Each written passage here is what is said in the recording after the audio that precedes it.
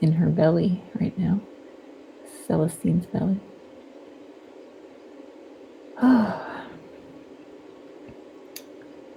Very happy to have this finally happening. We were a little bit off on our predictions. We were predicting Monday, and it's Friday, so we were off by 5 days. We've started using biparietal diameter measurements to try to predict the date that they will give birth. And so we've only been able to do it for a few litters so far. Those are some nice, good contractions.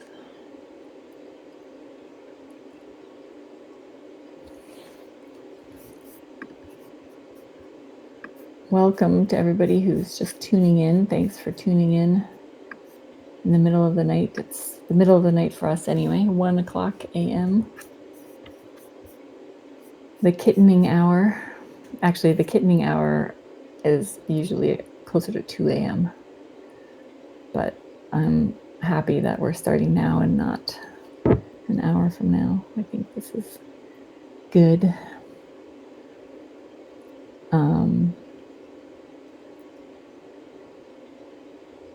Yeah, I was hoping that she would have her kittens out and healthy by the time I had to go to Seattle today, but that did not quite happen. But luckily, Auntie Brooke was willing to be on call and put in a very long day, making sure that she would be there if something happened. You can really see the kittens moving in there in between contractions. So again, looking great with those contractions. Everything is progressing normally. We still have time. I'm not seeing any yellow flags at this point. It would be nice if, well, I guess I might be able to see a little bit over Saxon on the side angle. It would be nice if we could see actually what was happening a little bit beyond the floof, but really the most important thing is strong contractions, and then once a kitten makes it out, then we should see some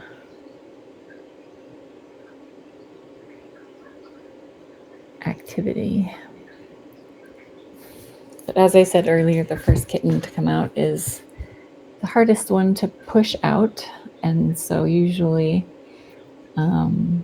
we have kind of the most anxiety with the first one. And then once we see the first one is out safely, then things kind of seem to roll along pretty smoothly. And then in some of the older or more depleted mama cats, we will get some, they'll start to get tired near the end. And so we'll start to see some issues maybe toward the end. But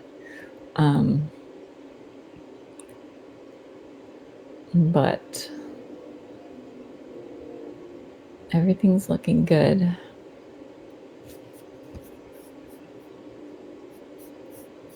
So far. And so if you're just joining us and aren't familiar with Celestine's story, she came from a feral cat colony on a rural property, a farm property owned by a very, very kind gentleman who is in his 90s and is a farmer. That was a ouchie birth. Giving birth hurts cry, and you can see we have a kitten that came out with that extra cry, and it freaked Saxon out, and Saxon has now exited. She's okay. I can see her on the other camera, and now Celestine can continue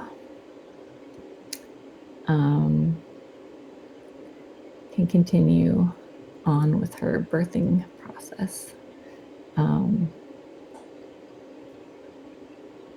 And oh, we have definitely kitten number 1 is out. So that's great. That's amazing. It's only been about a half hour. It's only been a little more than a half hour. Maybe exactly a half hour. I don't know. Sorry, my brain is not functional at the moment. Maybe it's been closer to 40 minutes, but between like light contractions and first kitten out. So, oh, I see kitten snout. I see what looks like a vigorous kitten and potentially some white toes. So we may have a little tabby kitten here, possibly a tabby tuxie. I'm going to just give us a little bit more light in there because I still have them turned down pretty low, but I think a little more light might help with the monitoring a bit. And it doesn't seem to bother her. Yay, baby! Ah, healthy looking baby. That's exciting. Whoops.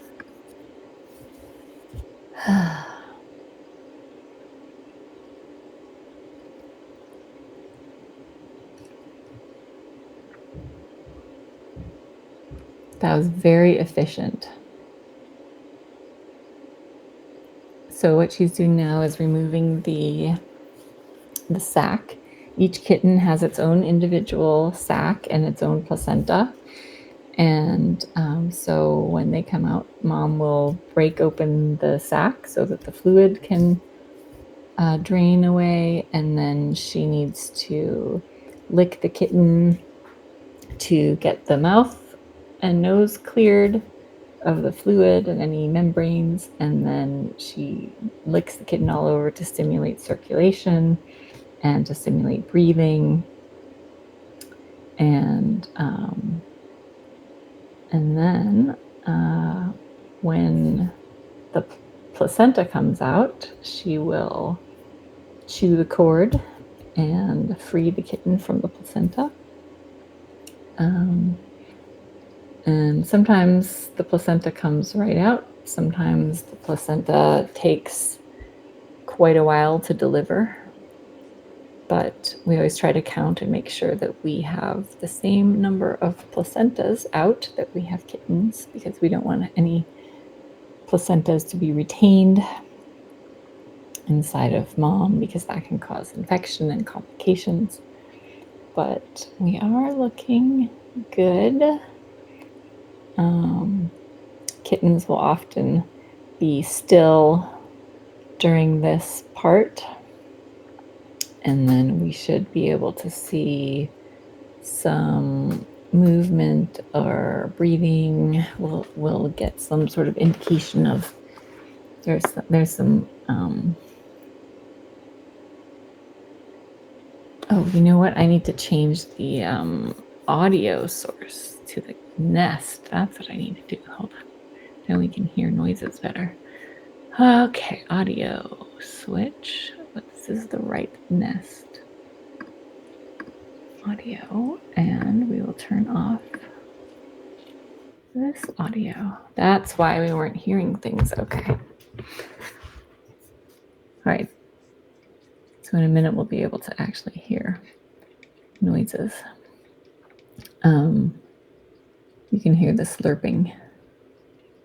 And we see kitten movement, and you can see breathing is happening.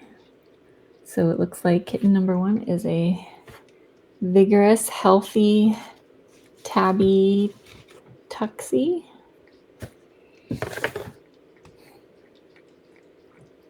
And it's such a luxury to not have to intervene at all yet. Let's hope that continues.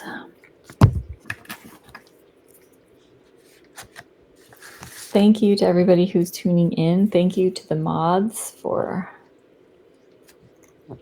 helping out in the middle of the night.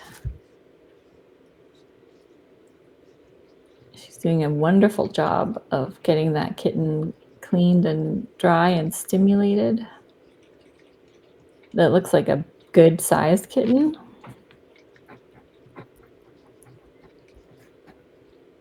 I'm trying to make notes about each kitten so when I go weigh them after everybody's born, I have at least some idea of who's who.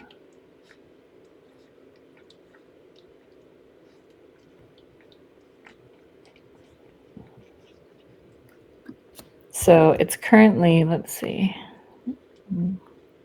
42 American degrees outside.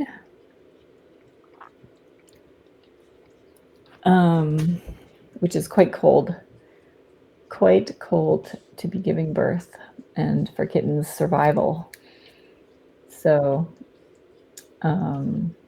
this would have been a challenging survival situation for these kittens.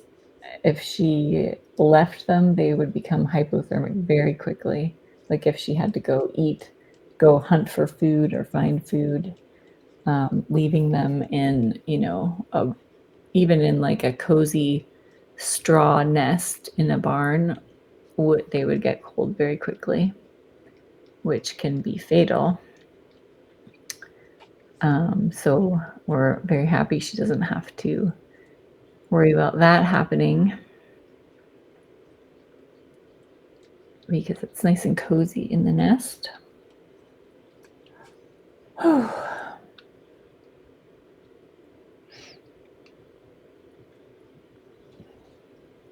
First kitten of the season for us. Very cute.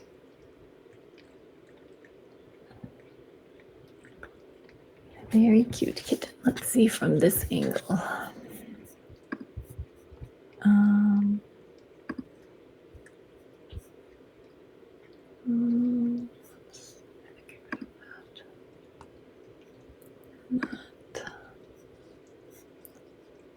There we go.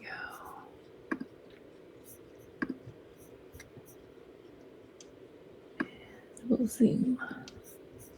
Oh, look at the little tail. Oh, that's very cute. Okay, can we see sex? Oh, so I bet if I zoom in, I could potentially. Let's try it. What camera is this? Let's find out. Oh, it is that one. Just make sure she doesn't mind the noise too much.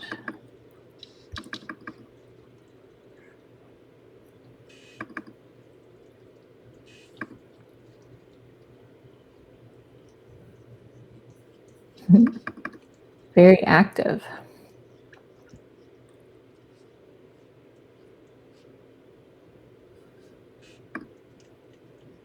They blend right in, aside from being a little shiny.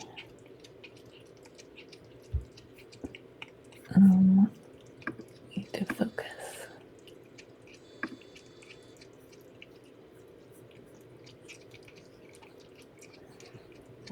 It will be pretty difficult to get a clear shot to see if we have a little boy or a girl, but she's working on the umbilical cord currently. You can see on this angle.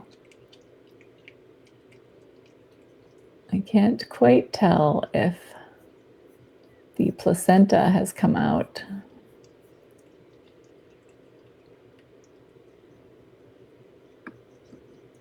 Yet, but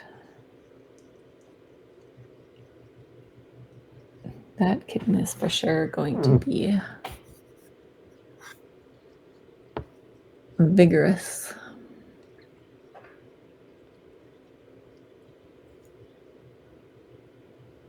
Look at the little white paws. That's so cute. So cute. Let's Let's see. Oh, we can almost see.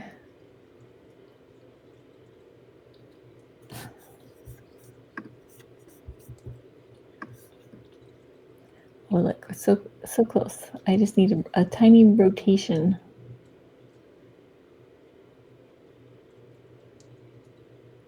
Already looking for a nipple. It's helpful for kittens to nurse because it stimulates hormones that will help with milk production and oh man, almost a little taxi.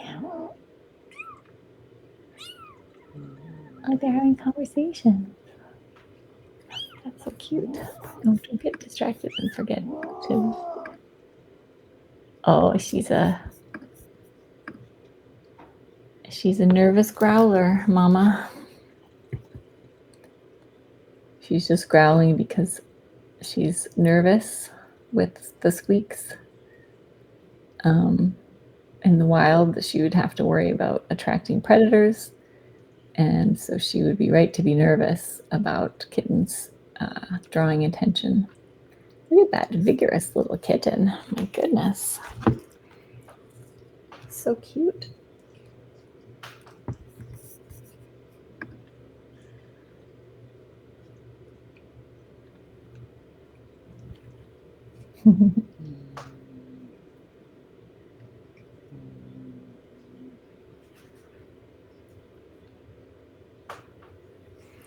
That's a cute kitten. So the feline uterus is comprised of 2 horns. And so each kitten with its own little sac and placenta will line up along each horn. And so usually they come out kind of 2 at a time, 1 from each side, and then there will be a little rest, and then we'll get 2 more, but not always. And on that note, I just remembered that Bunny knocked over my full glass of water while I was posting, and so I need to wipe this up quickly because my power cord is in it, among other things. Oh gosh. So, oh my goodness. So I'm going to make noises for a minute and try to wipe this up before it becomes a problem. It was very full. Oh. Sorry. I'll try not to grunt.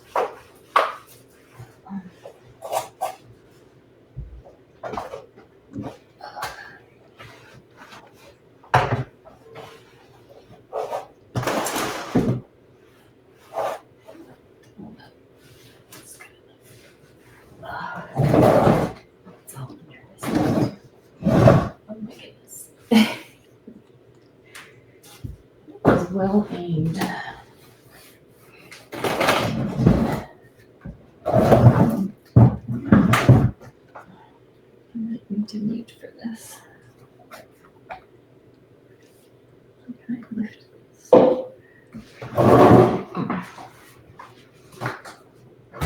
Okay. Chaos over here. Okay.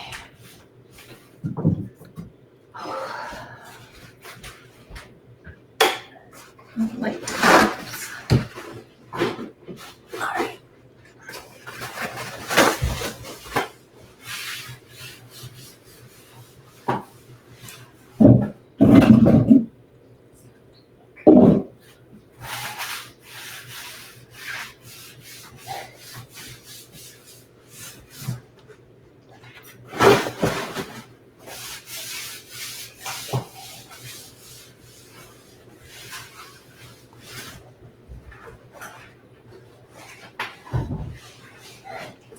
All right, I need to move it back for the moment. And I'm back. What have I missed? Whew.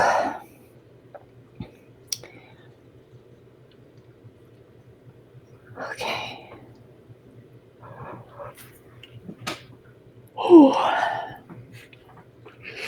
Good job, Mama. She is doing a great job. Definitely a pro. She's definitely done this before. She knows exactly what she's doing. She got that baby out fast and cleaned up fast. And she's still going. She looks like she's very vigorous, lots of energy, which is great because we know there are more coming. We don't actually know how many.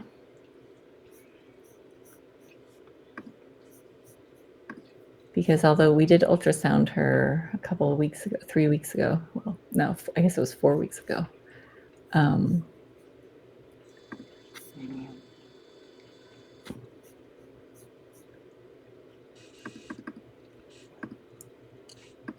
But ultrasound isn't a great way to get a count. So it's good for giving us a better idea of the age of the kittens and when they'll be born.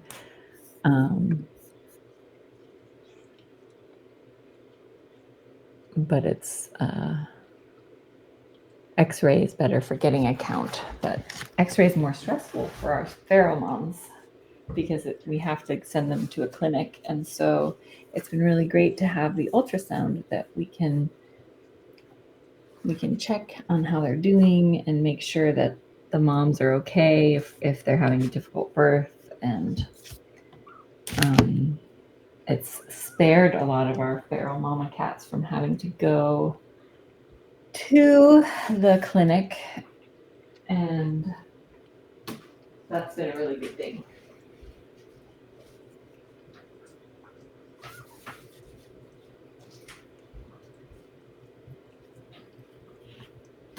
Look at that. Look at that vigorous kitten.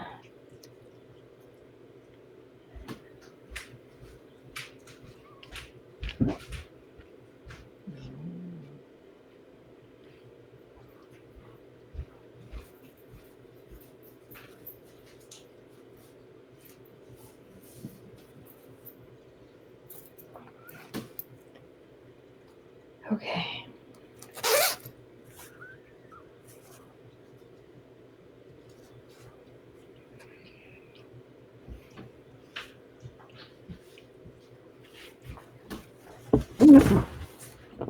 So cute.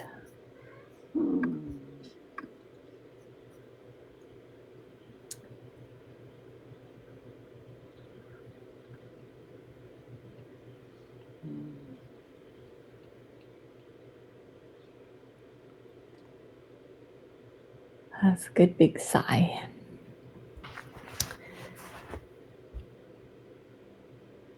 So good question in chat about whether we shave for ultrasounds. And ideally we would shave, but with the feral moms especially, we don't want to stress them out. And a lot of them find the noise of the shaver stressful. And so we try to do, I guess, minimally invasive ultrasounds. And so sometimes we shave them if we think it's not going to be too stressful for them. And then sometimes but more often lately, we've just been doing it without shaving them because we can get a good enough picture without them being shaved. But if we were doing like a really, good professional ultrasound, we would shave and do it properly. But if we don't need to, then if we can get in and out faster, then that's better for the moms if they're pretty stressed. So we've got some contraction activity starting again.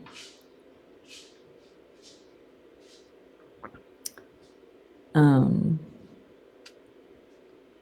depending on the cat, I will offer, food partway through, but because Celestine is feral and she's doing great on her own. I won't go in there unless she looks like she needs an energy boost. Otherwise, I will wait until she's done, and then I will go in and bring food. And I mean, she does have food in the room, but bring food like right to her um, and see about probably putting a dry blanket on top if possible. Although the one she's on is very absorbent, so we'll see how that goes. But I think she's hearing Saxon outside the nest and is growling. Just to express her nervousness.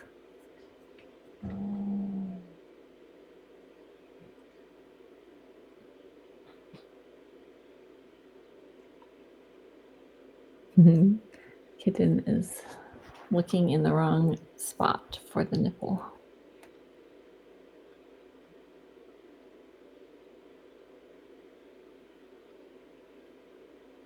So everything's looking good. That was a growl in response to kitten squeak, which is an instinct, because quiet babies don't attract predators. So she's checking on Kitten. She's going to be a very good mama. Now, it will be interesting. It's hard to tell in this lighting if that's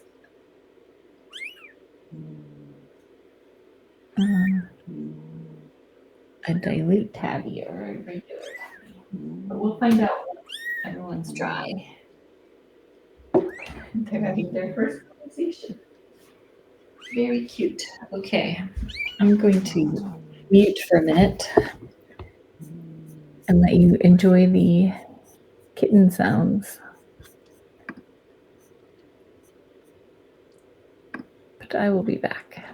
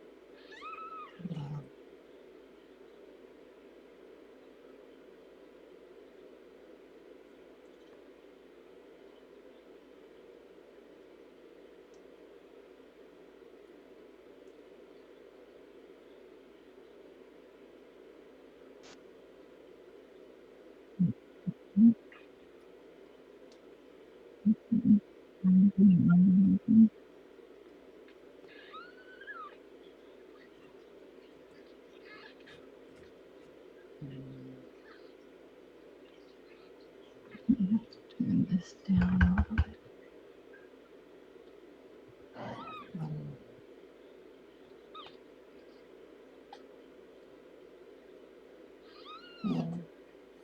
I think she'll settle down a bit once she gets a little further along in the birthing, but everything's looking good so far.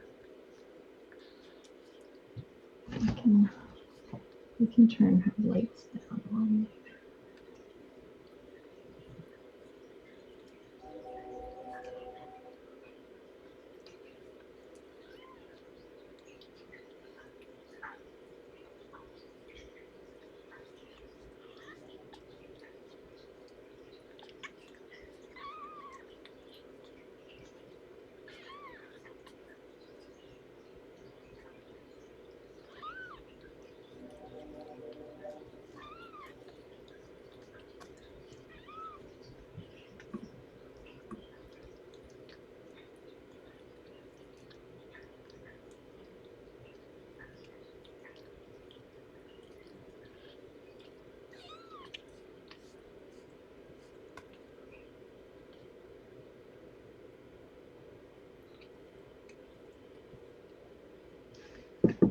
She's doing a great job. Everything's looking good. Yes, if anyone was here for Scotia and Orinda, that was the summer of intense trauma. That was the beginnings of the Bramble colony when we had just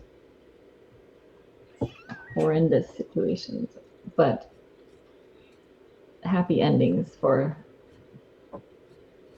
as many as we could.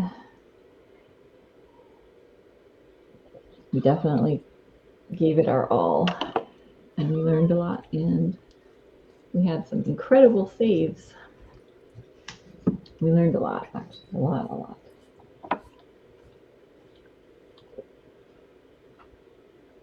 And saved a lot of those kittens that we wouldn't have otherwise been able to save.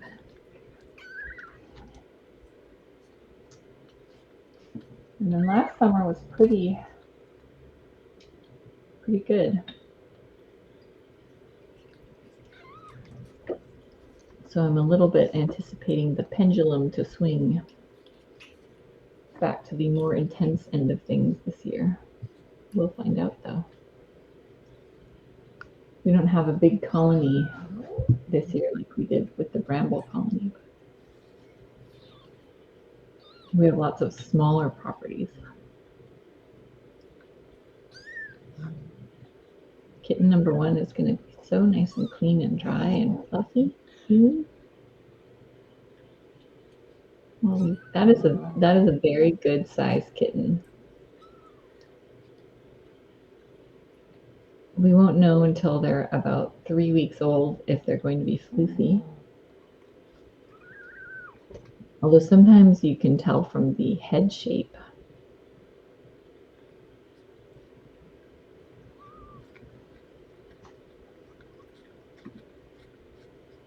Very cute.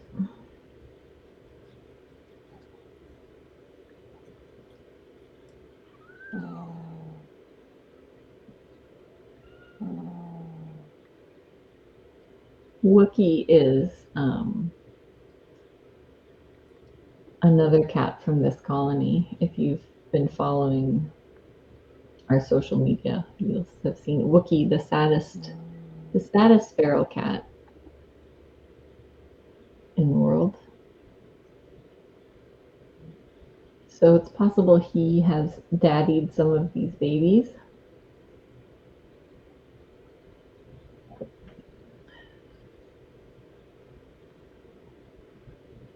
Ringo is another one that has been active with the ladies. Ringo is black and white.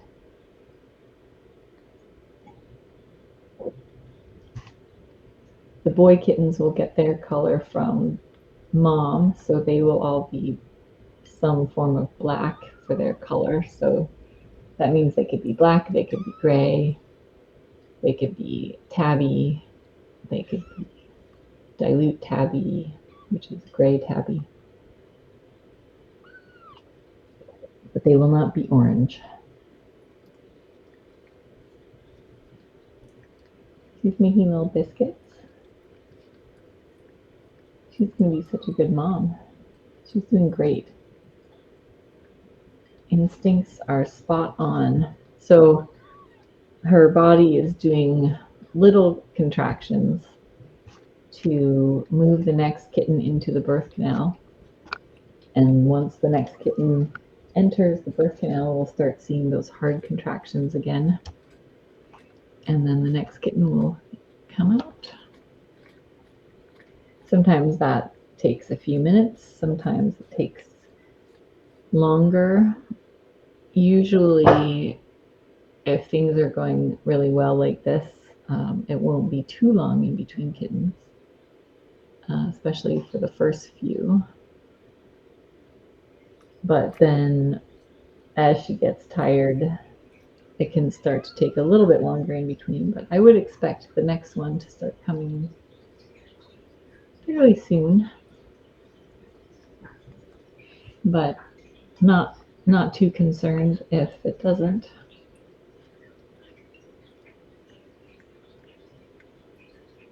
We could have a calico or two.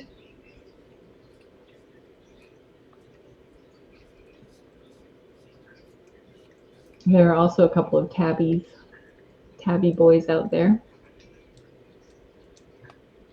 but their color gene would be black also. So Wookie is the only ginger boy, and all the other potential baby daddies are black. So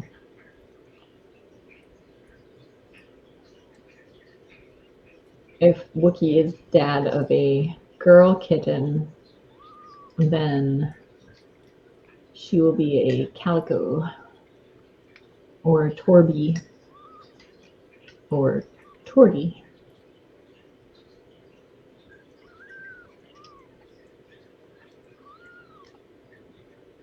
But that's the only way we'll know. If he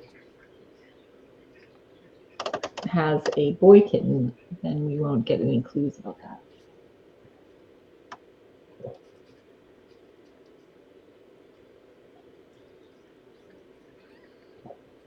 We don't have any real guess on numbers. I mean, I would guess she's going to have at least 4, minimum 4, but could go as many as 6. Could go as many as 8. I don't know, but 4 to 6 is probably the most likely. I would love for her to have less than 6. 4 is a nice manageable number. This one is looking lighter, like we could have a dilute tabby potentially. Dilute just means gray instead of black. Gray is the dilute version of black, or what black looks like when black is diluted. It's gray.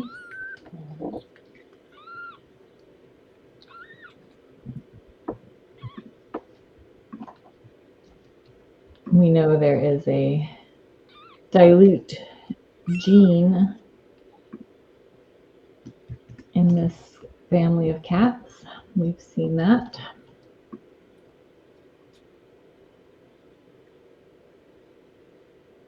There are a couple of gray fluffy cats there.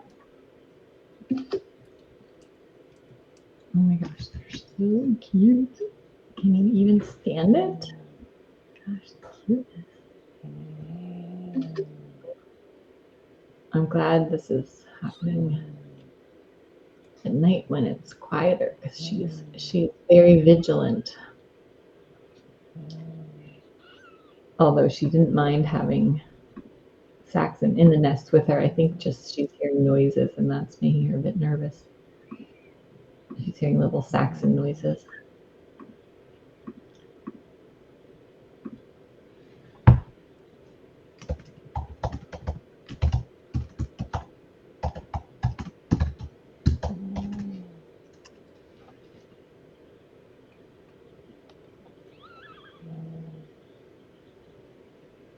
I haven't been able to get a look at any clues for whether this kitten's a boy or a girl. But we'll find out once. We'll find out usually what happens is they give birth, and if everything goes smoothly, oh, there she's starting contractions. So we have our second kitten in the birth canal. And we're going to have some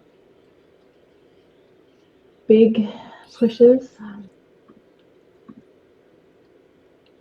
And we'll see how long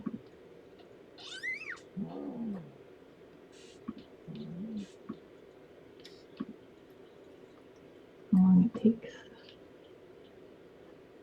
This kitten number one really does look dilute from this angle.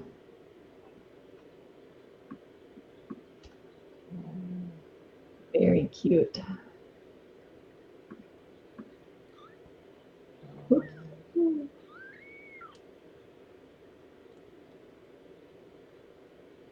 Very nice and fat, with a growth opportunity in navigation. But I'm pretty confident they're going to find nipple because they've been all over the place. And mom's going to be moving around more as she starts having these more intense contractions. So number one's going to get a little ride. Oh, and maybe a face full of placenta.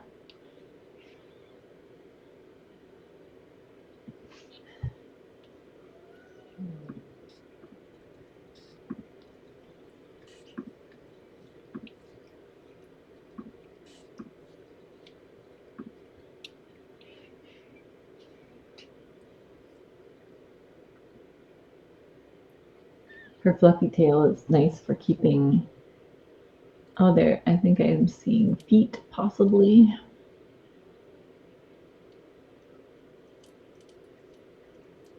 It's a little hard to tell. Those are toes sticking out.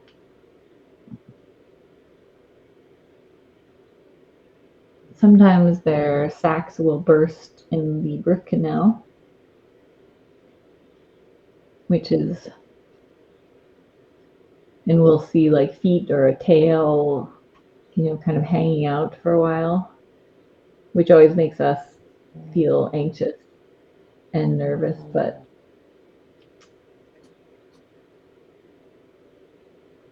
it usually turns out okay. It could have just been lighter fur than I'm seeing. It's hard to tell when number one is being so helpful.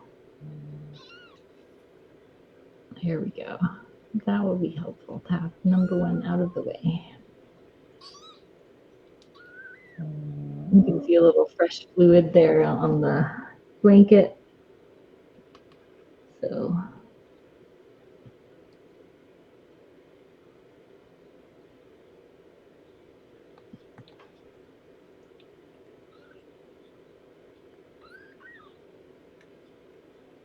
So we should continue to have some big, strong pushes.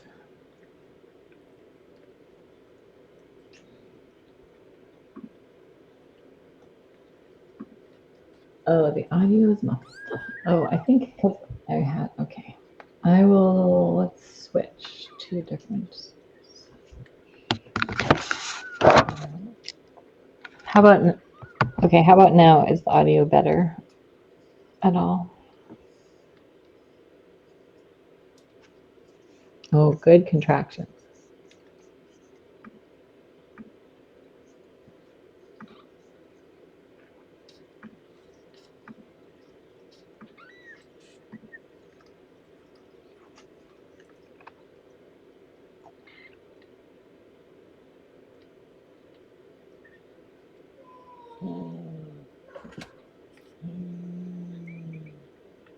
Okay, thanks everybody. Sorry to roll call. That's a beautiful fat kitten. And she has some good nipples too. So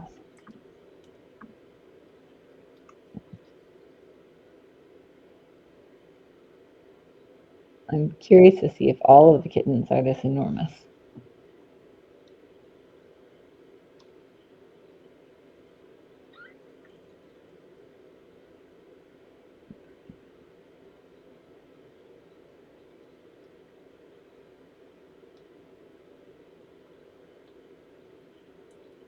All right, Mama, you got this. I know it's so hard. You're doing great though. Just some big pushes. Big pushes. Oh, look how close we're getting, so close to a nipple there. That will help. That will help if we can get a nice latch going. It'll help get some contractions, some nice hormones. But Mama's also got to push.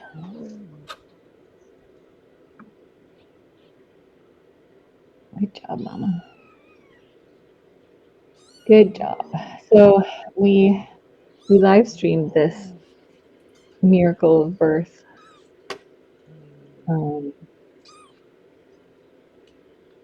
So that hopefully you guys are watching and you can experience the miracle of birth this way and not let your own cats give birth. Or if you get kitten fever watching this, what if you're hugging the baby? You can reach out to your local rescue or shelter and become a foster parent, and then you can have your own pregnant catermelon and have kittens, and you'll be saving lives instead of creating more cats that won't be able to have homes. So that's why we live stream, just to show that birthing is hard work. It's not something we want to put anyone through, and especially if they're a stray cat or a feral cat that hasn't had great health and no medical care. Just makes things riskier and more complicated. But with the right support, they do really well, and we can end the cycle of overpopulation at this property. After Saxon gives birth, then we will have ended the cycle at this property, which was they were about to explode with kittens. This spring would have been the year that they went from 20 cats to about 200. So we're really happy we got almost everybody done in time, and weren't quite in time for these two since they were already pregnant. But we do try to get as many as we can done in the winter and early spring, and then that has a huge impact on the number of kittens that are conceived later in the summer and fall.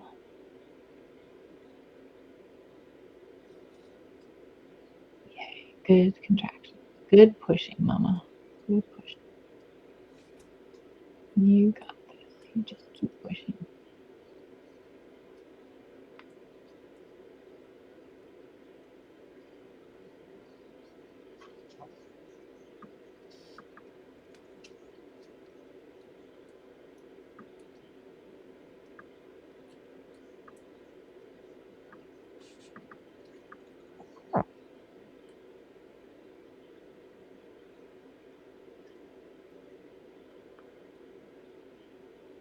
Birth weights are one indicator of survival rates for kittens. So we like our kittens to weigh at least 100 grams when they're born.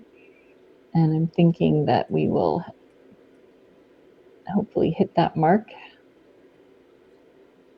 if all the other kittens are in the same size range as number one.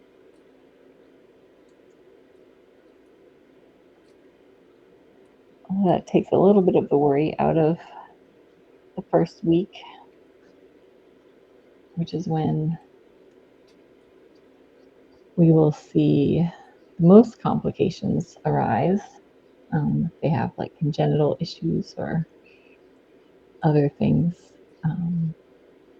They're most at risk during the first week after birth, and then the risk goes down significantly the second week, and then after the second week, we're usually in pretty good shape.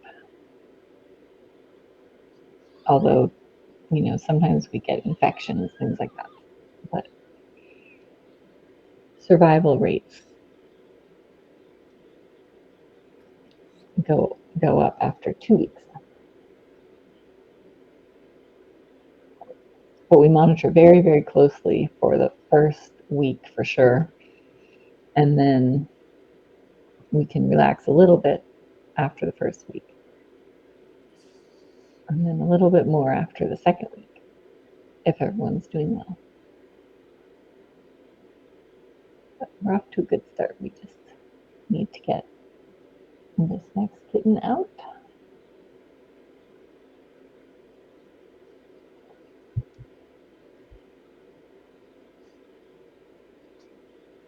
We're still having those nice big contractions.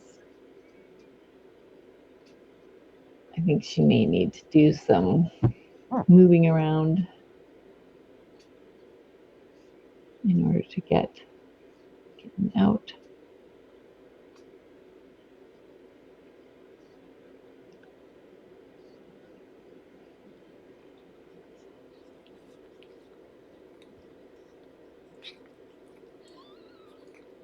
It's always a bit harder to see with a darker colored mom and also harder with floofy. So we have both floofy and dark colored floof. So it's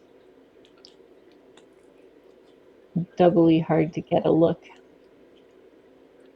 at what's going on. But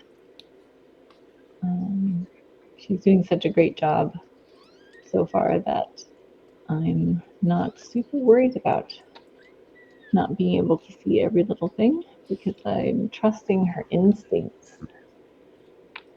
So she may have a kitten out there, or a kitten in progress at least. We've got some more fluid. Just cleaning up the fluid. We may need a few more big pushes to get the kitten fully out. We'll see in a minute. Or I think she's just cleaning up the fluid.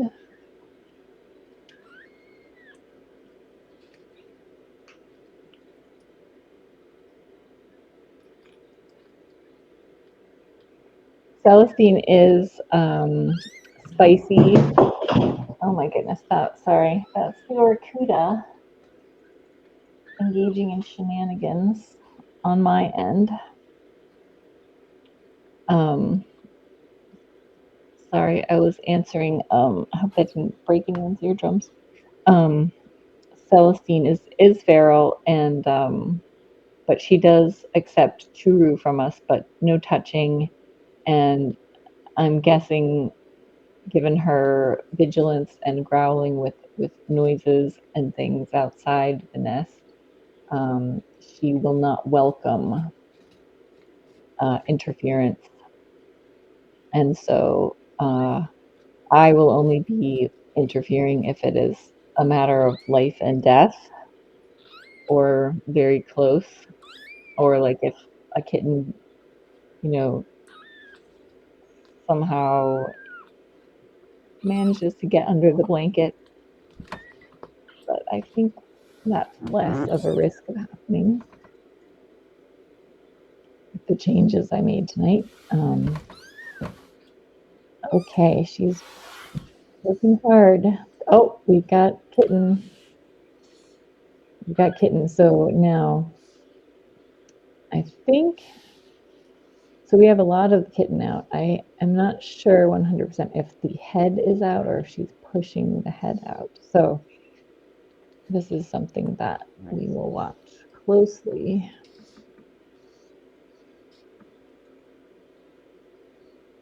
And just make sure, I think she's got to push the head out, if I had to guess.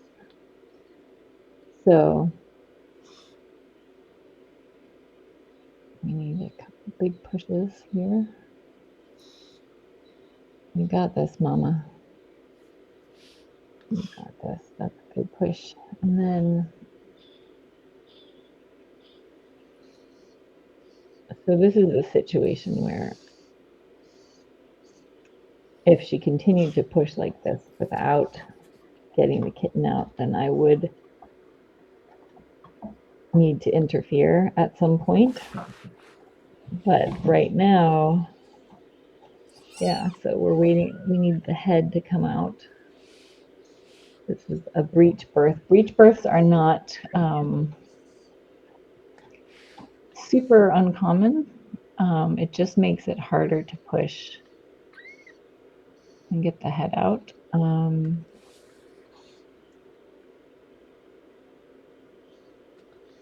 It is complicated to interfere in a situation like this because she will be stressed out if I go in there. So I'm giving her, you can see the Kitten is okay at the moment. We have a little bit of time. We don't have a lot of time. We have a little bit of time. I'm going to give her a little bit of time and then I will go and assist. But if she can get that out on her own, then that is going to serve her much better than if I have to try and help. So I'm going to be patient. And we're going to wait for her to push that giant head out. So everybody, if it gets to be too much to watch, totally understandable, and just take a break and come back in a little bit, and you'll be able to see where we are. Come on, Mama. You can do this. You can do this. I'm going to see if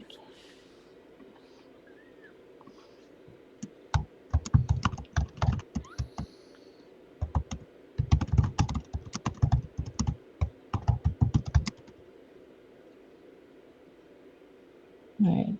I'm going to just move into a closer position.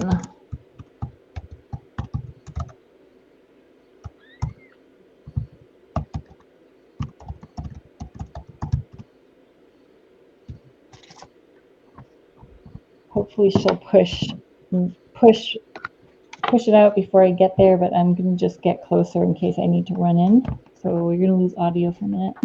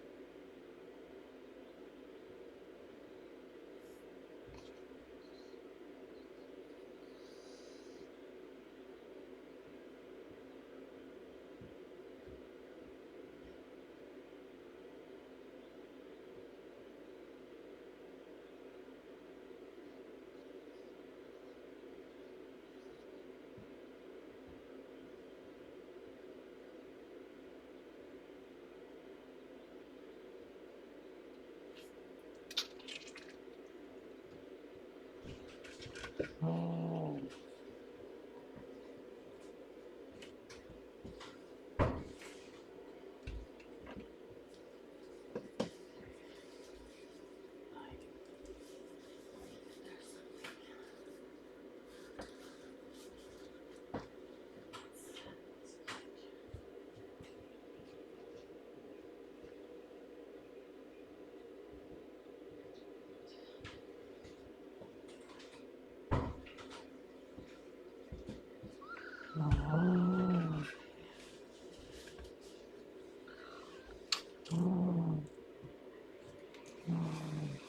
so sorry, Mama. Okay. Okay, she got him out. I'm gonna help you. I'm gonna help you with this. Okay. Go, baby. Hi, baby. We do suction. Yeah. Thank you. Oxygen would be good. Okay.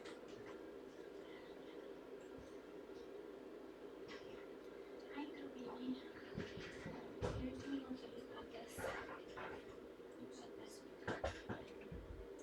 Thank you. Okay. All right, little one.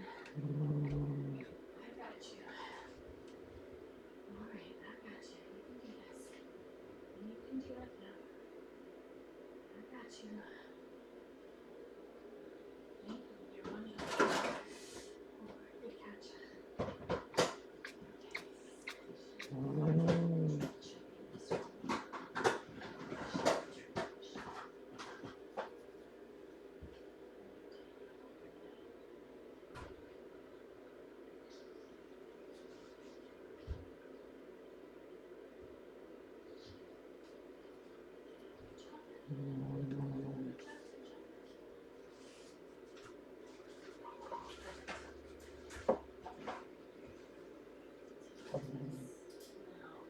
Can you put the regulator on oxygen?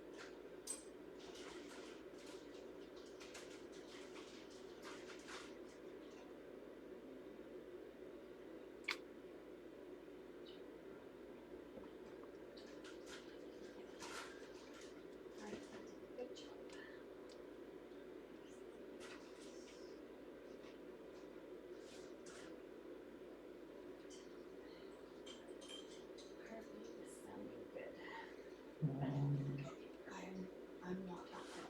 Okay, no. For sure.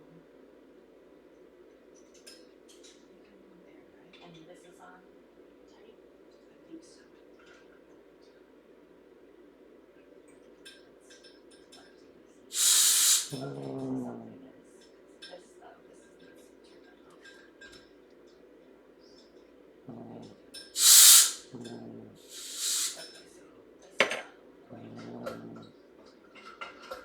There it goes. Is that it? Okay. It's the number in the hole. Okay. Alright, there we go. And then that's good. And then it's off. There, that's what it is. And is there a tiny mask in there?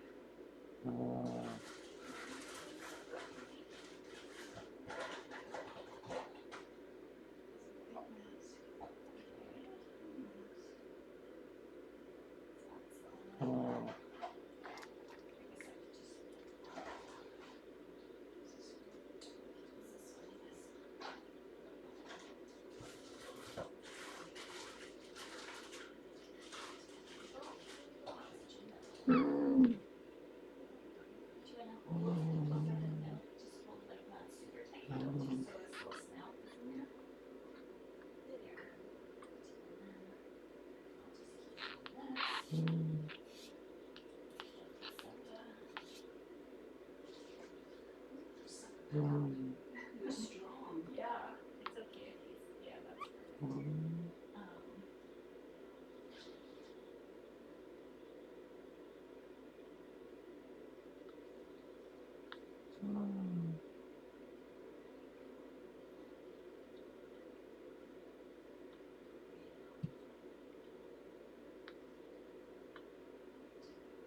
Oops.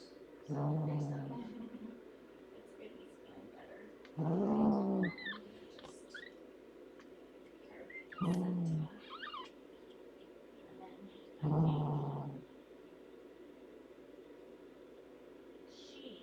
She can go back to mama.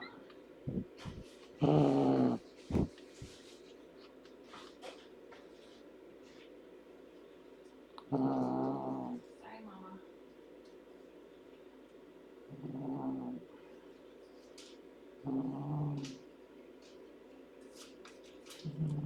It's so nice to have an assistant in the middle of the night. Thank you. I just wish I had refreshed on that again. That would have been. Oh well. Rally on down. Yeah. You're a pro. You had done two oxygen rescues.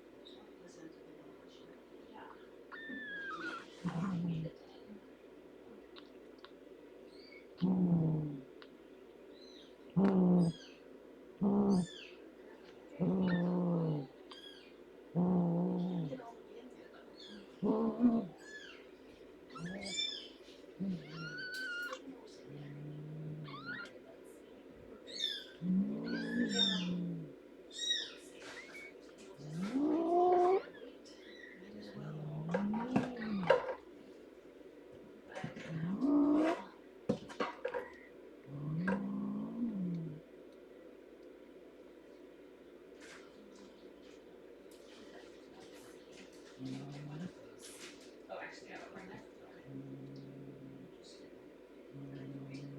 Oh, thank you.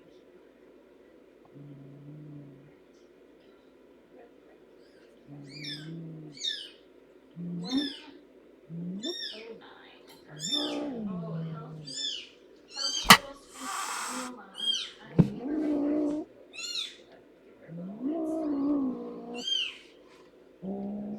that color looks good. Everything looks good.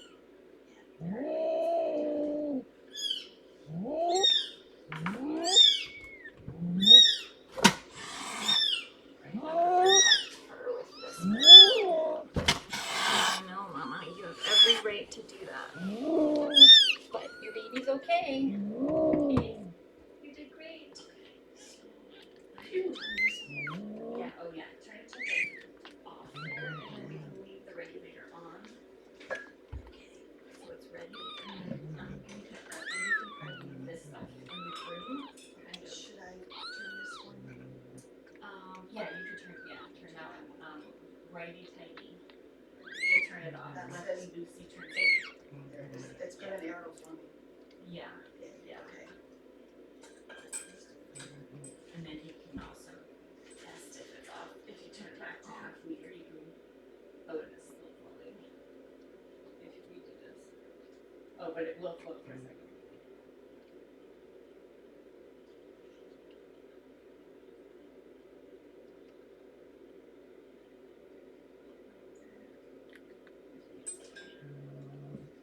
I'm just gonna get her up.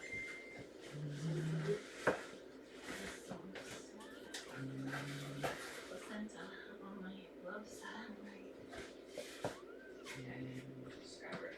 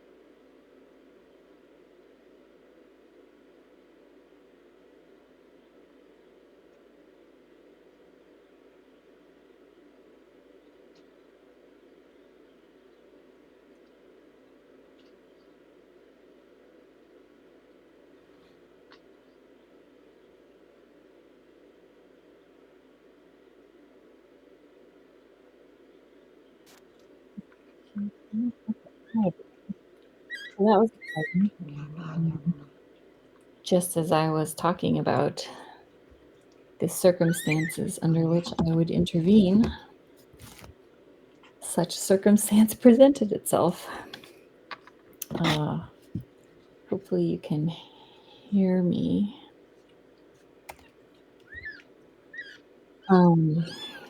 So what happened is that that kitten was breech and has a big head, and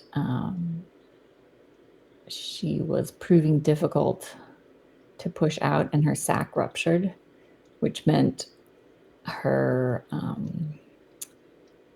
her oxygen situation was precarious because she can't breathe through her nose or mouth while it's inside the birth canal, and there's a limited amount of oxygen circulating, but that runs out quickly. So that is why I intervened, because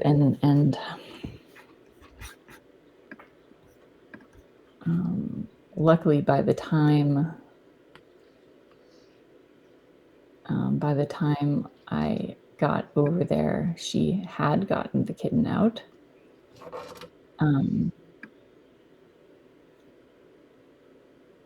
And I'm gonna have to go back and like review exactly.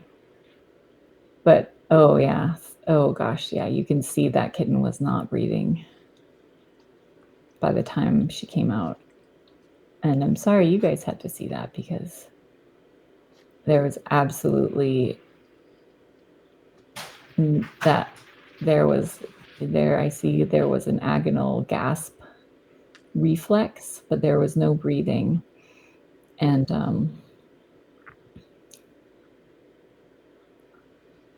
so thankfully she was able to push that kitten out. You can see there's some there was some meconium on the towel there, which is an indicator of stress of the kitten.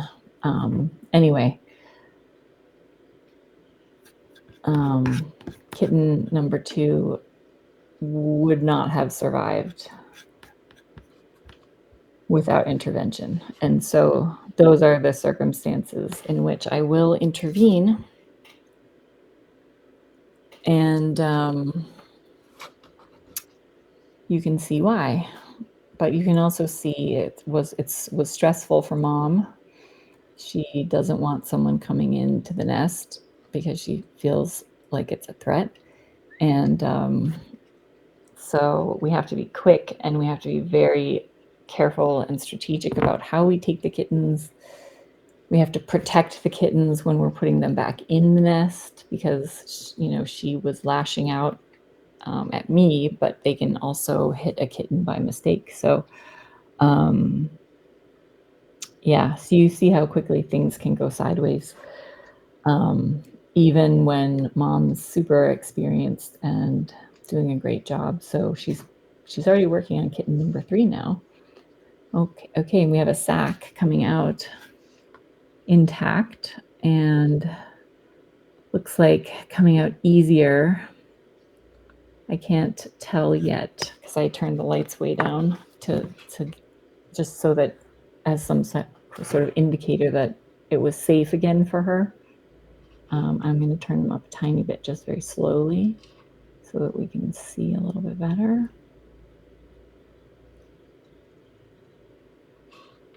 You can see how important it is to be able to monitor, because these things can get life or death very quickly. This is uncensored rescue reality, so we never know how things will turn out. We do have a lot of experience. Another breech kitten. That kitten was also breech. So because that kitten was not stuck in the birth canal for a long time, and you can see that kitten is moving already, even though it's still inside the sac. This kitten we're not worried about. And again, you can see Mom's got great instincts, and kitten number 1 is a very enthusiastic doula, wanting to be there to greet each of his or her siblings. So we know kitten number 2 is a girl. Whew. And 109 grams, which is great birth weight. And I was too focused. I don't think she's a tabby tuxie. I think she's just straight up tabby.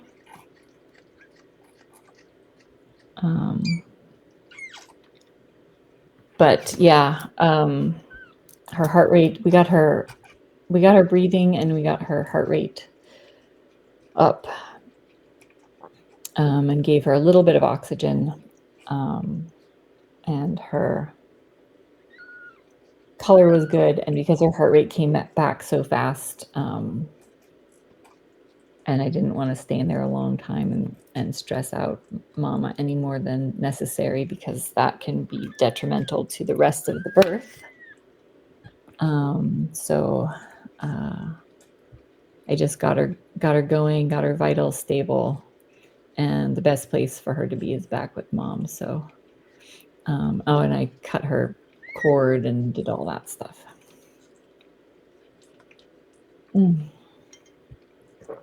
So now we have kitten number 3 out. Looks like another tabby of some sort.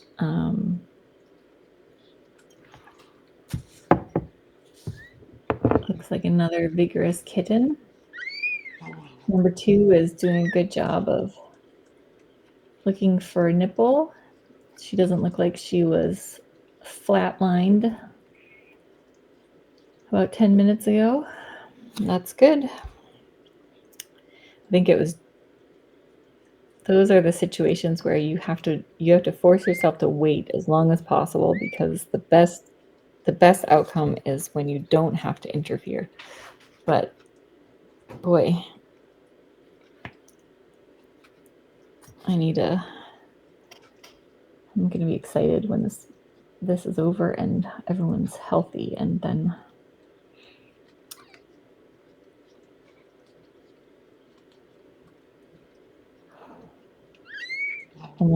we'll have to go through it again in 10 to 14 days with Edie.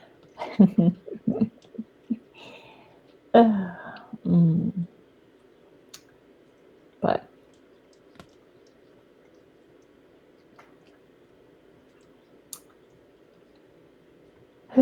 all right. I wasn't expecting anything to go wrong actually with this birth, because she was doing such a good job. But I should know better than that.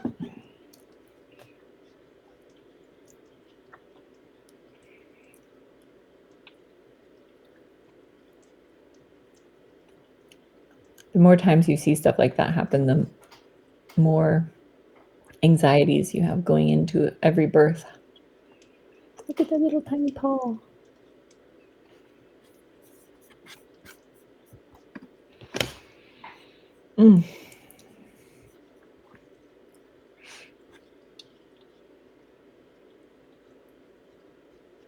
Thanks for watching, everybody who has tuned in. If anyone is new here, we are TinyKittens. We're a rescue up in Fort Langley, British Columbia, Canada. And we mostly work with feral cats. So we've had to develop special techniques for handling them and for giving them the lowest stress possible, so that we can have the best outcomes possible. Not just for pregnant cats, but for injured and sick ferals. We have quite a few older, very complicated medically ferals currently. And we get them healthy, and if they decide they like humans, we will find them homes. Otherwise, we return them to their cat friends at their colonies, where we provide food every single day and medical care when they need it. And number three is looking good. So Celestine is a feral cat from one of the properties we're currently helping. Very nice older farmer who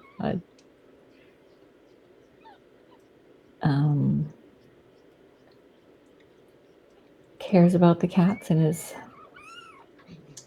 compassionate and is letting us help spay and neuter. And yes, having Catherine there is amazing because normally I've always had to do the late night, all the overnight birthings I've had to do by myself, and there's never a vet available. And I know enough now that I can confidently make the life or death decisions, but it's still stressful. But as I've learned, it's gotten a bit easier, but sometimes it's pretty tough in the middle of the night when you're all alone having to figure out what to do with the feral moms, because you have to really balance the stress with the urgency of the intervention required. And if you make the wrong call, life or death. And then we do everything live and uncensored. So we have the most amazing mods and the most amazing tiny village that supports us. But it also adds an extra level of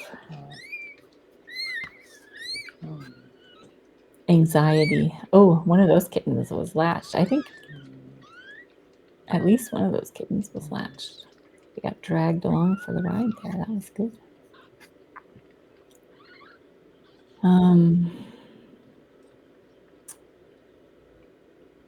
I'm glad I was able to put a discreet bowl of snacks in the corner so that I won't go back and do that.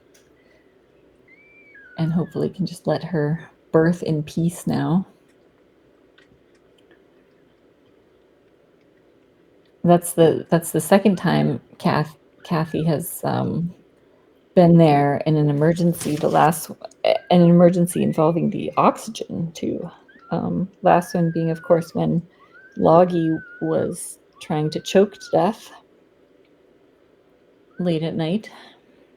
It's always late at night.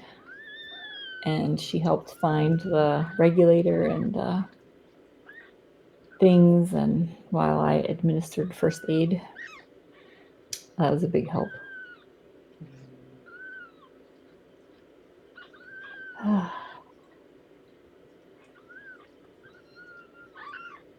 But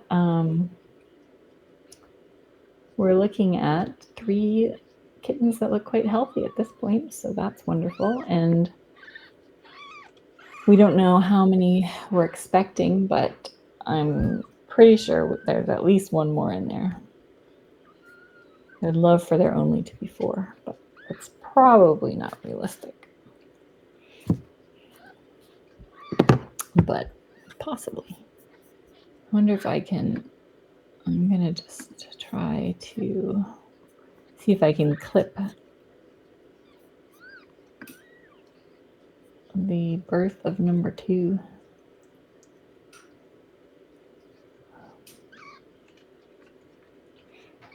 Just so that I can review later, because I missed, when I was running over in a panic, I missed whatever happened during that time. I would like to review it. Here we go.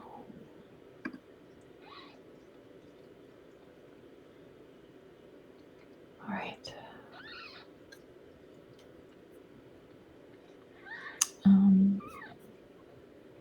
Here we go.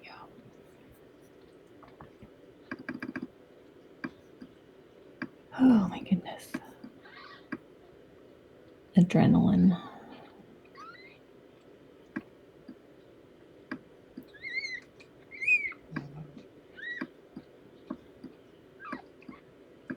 Here's where we had.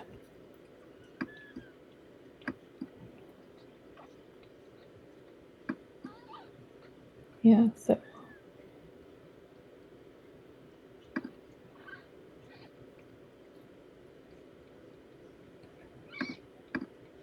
it was a long time that she was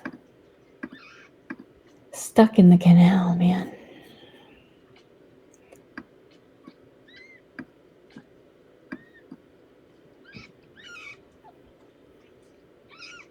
We have to try to learn as much as possible from every birth because they're all different, but they all teach us things.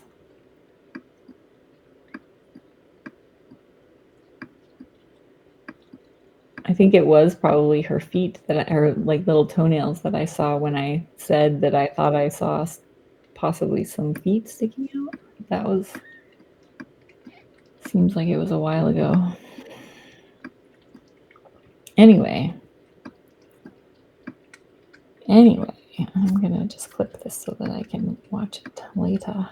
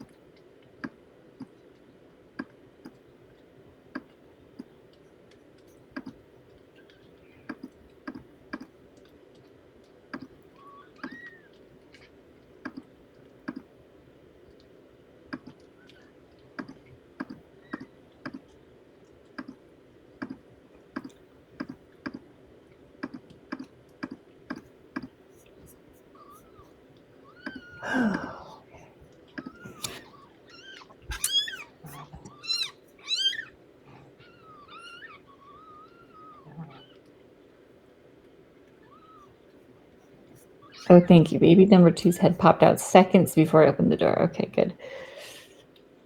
Because it's really difficult to pull them out. You can't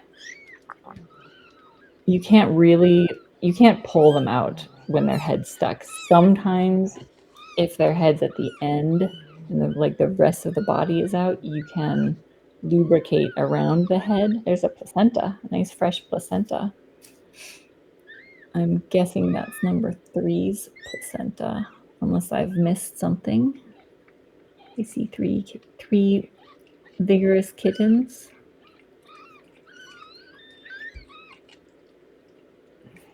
All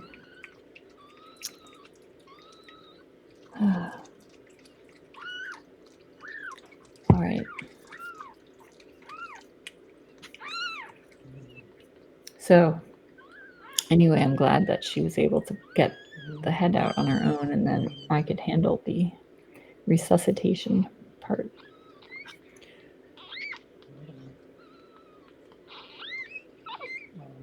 Breech is actually pretty common with cat births, and usually if it's the first kitten out, it can cause some trouble.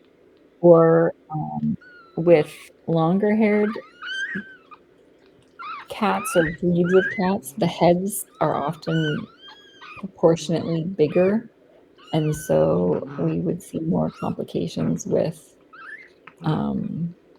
longer-haired breeds like purebred cats that are longer-haired because their heads are bigger and harder to push out. So a breech kitten, especially the first one, when the birth canal is not lubricated or stretched out as much, that can really cause some problems. But normally, like if it's normally, it's not a huge deal and it's pretty common. But it can be a little bit of, it can be dramatic like this situation.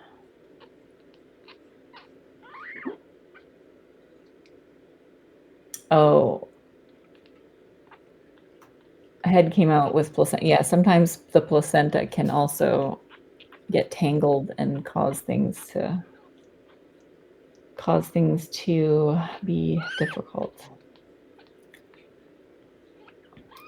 But she's doing great still, and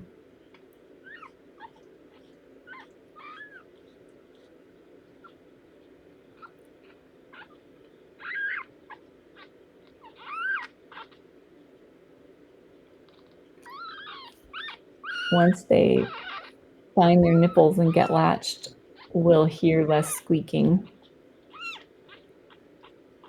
other than from whoever she's baffing at the time.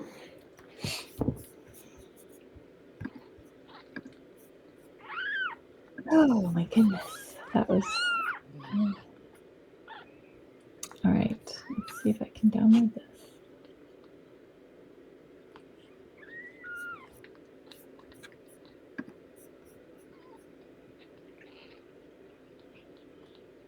I've been up for 21 hours.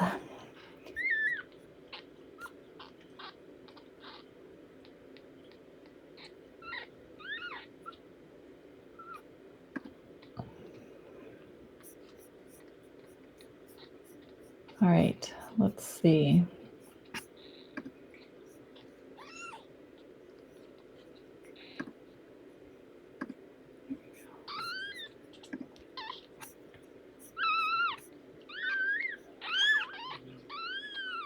All right, now what we want is some good latching. It's possible her milk is in the process of coming in. We haven't figured that out yet, but I do think that at least one kitten has latched successfully. So once she's in one place, and it gives them maybe a little bit better access, I think, and they're quite vigorous. So I think, and it almost looks like number 3 could be latched, but no, maybe not. She's going for the armpit nipple.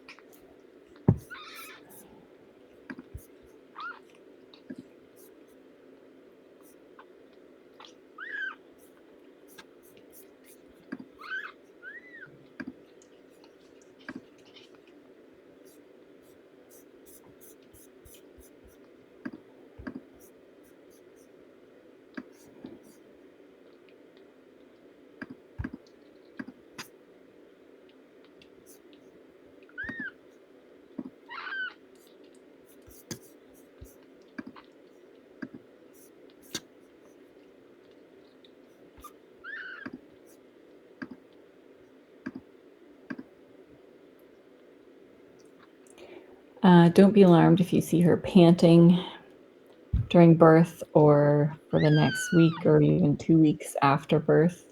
Very common. Birthing is hard work. There's a lot of hormones. There are a lot of contractions that happen internally to get all the organs back in place, even after birth is complete. And then just general nervousness and stress and exhaustion.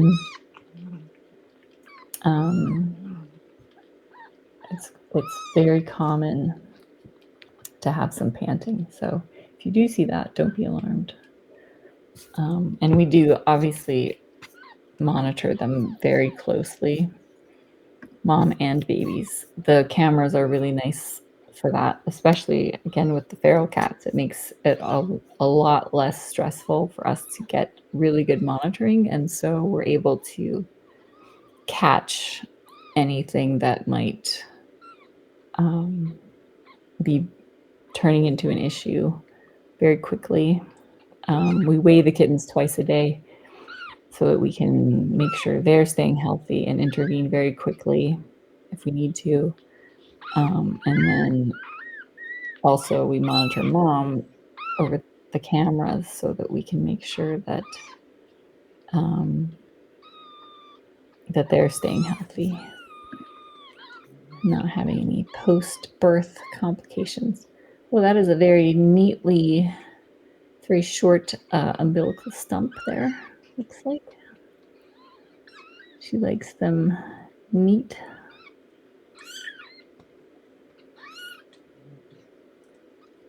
That's a very cute little belly. So we'll have to see if we can tell the difference between kitten number 2 and 3. It'd be easy if one's a boy and we know one's a girl. But otherwise, we will put collars on them if they're hard to distinguish on the cam, because again, that makes it easier for us to monitor and make sure everyone's staying healthy.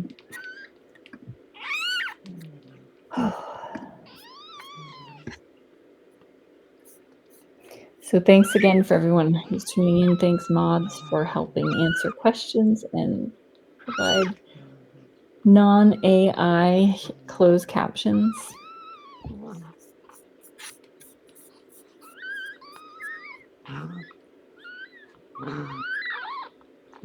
So many conversations.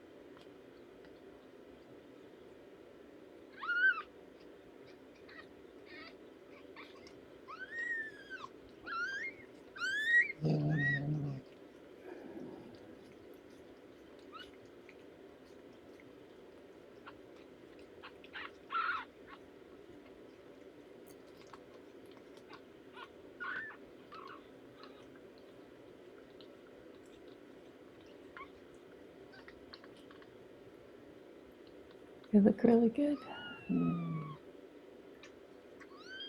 So we can look for movement.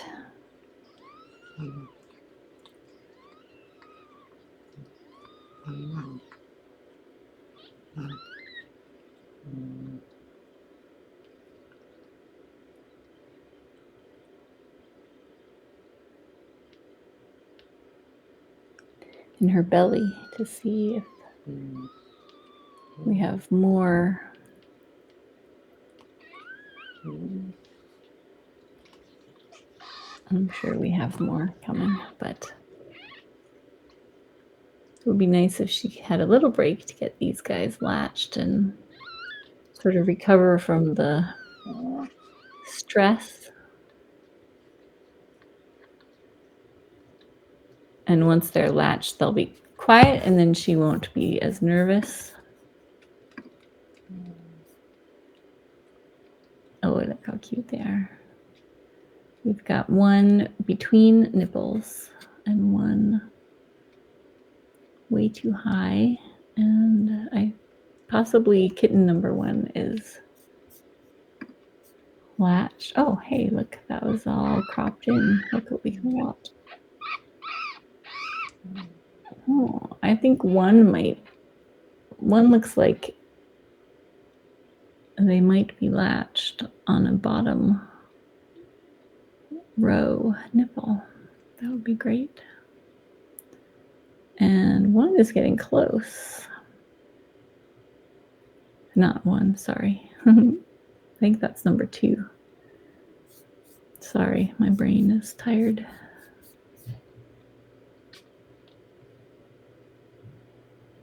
Ooh, I think we might have a latch there. Or at least a very reasonable attempt. It's looking pretty promising. Oh, everybody's going for the back one now. Oh, looking good, girls. All right, I think we might have two latched, or very close to being latched. And which one of those two is wetter? Hard to say. Oh, you know what? I bet I'll be able to tell probably from the umbilical stump which one is number two and which one's number three. I see an unlatched nipple right there. We're so close.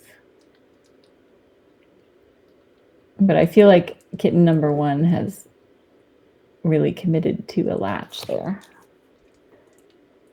And middle kitten is very close. They'll figure it out.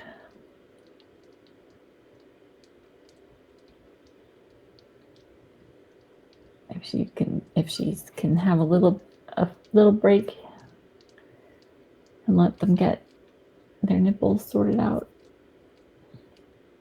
I only know kitten number two is a girl and weighs 109 grams because I was able to check her, but I did not want to cause additional stress at this stage in the labor process by grabbing number one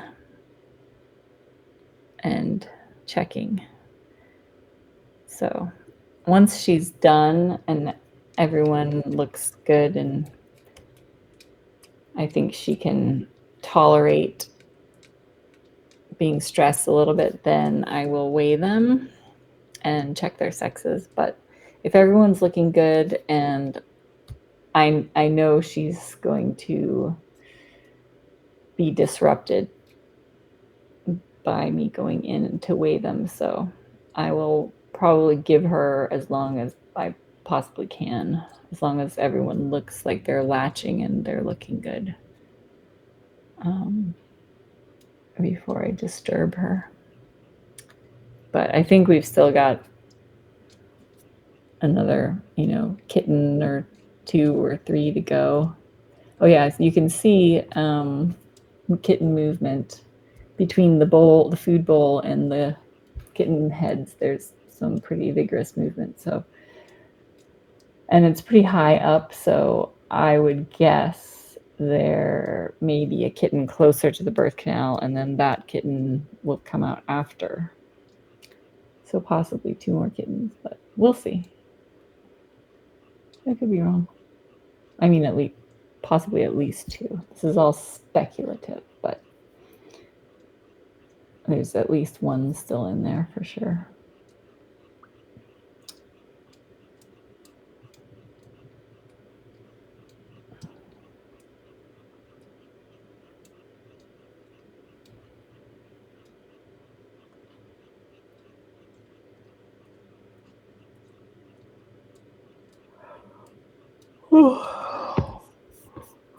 Mm.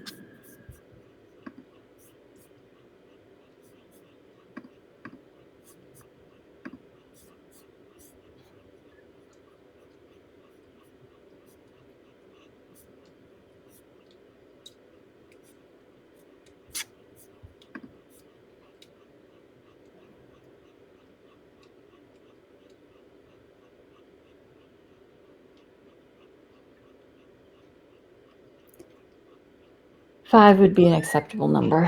4 is the best number because it's easy.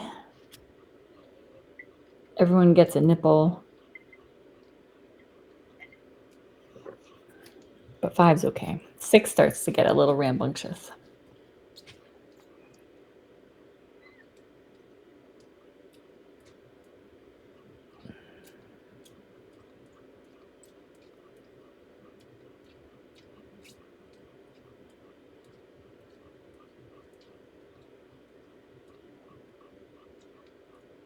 Well, I think, let's see if I can zoom and see what's happening with the overhead.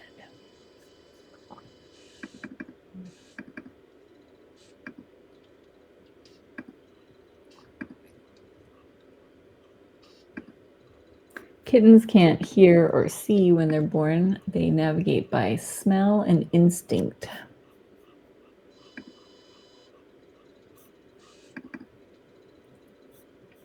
So let's see. I think that's looking pretty latchy there. I think we're seeing some.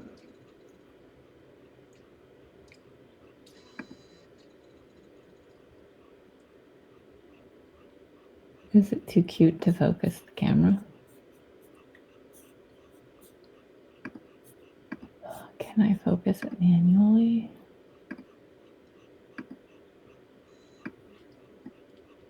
Yes, I can.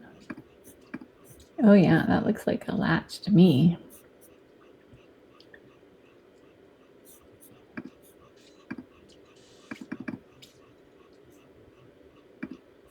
What? I don't understand why it's not able to focus. Is it too cute to focus on? All right, good. So we have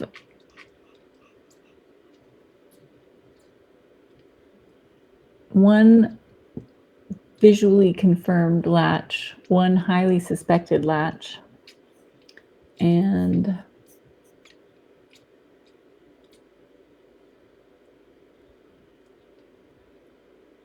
don't know. It looks like, and actually, the other than me just rambling,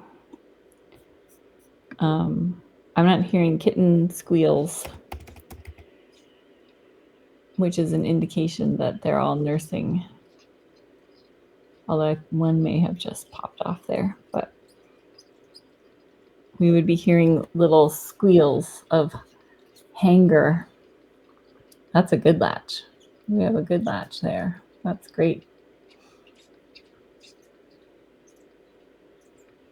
I think possibly we have one who,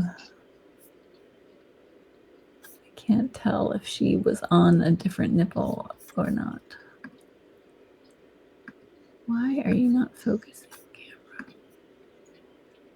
Do you know we're trying to look at kittens?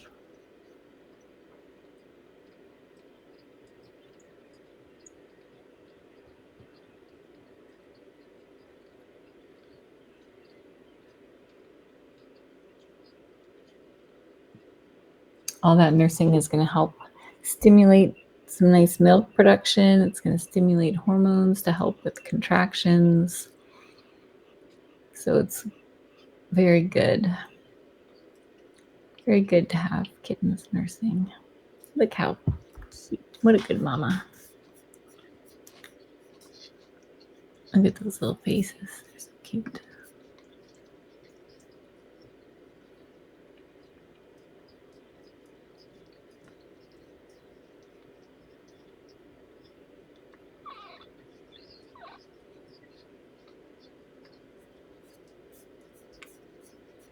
We have privacy paw.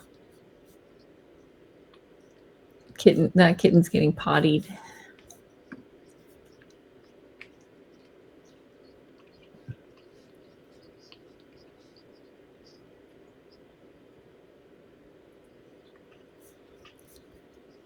Can I zoom a little bit this way?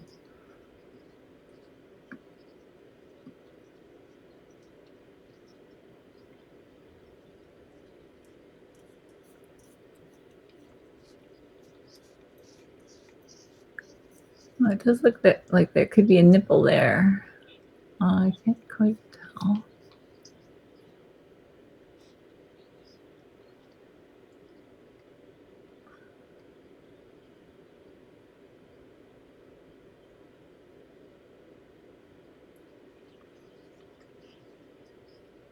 They are looking good though. And they sound content. We like that. We like that. Okay.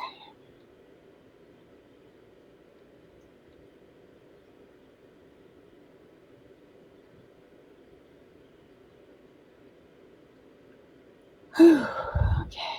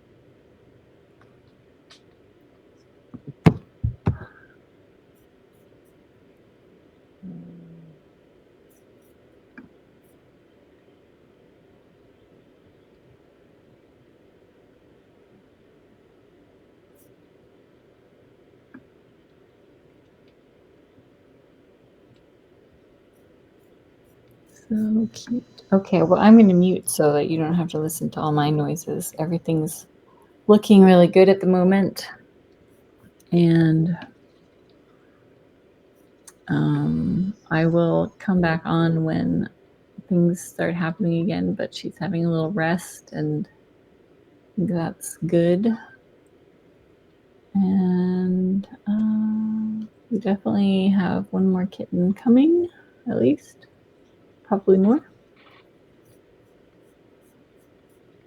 So it's good for her to have a little rest, and this is the last time she ever has to do this, so that's the best part. All right, I will come back on when something happens.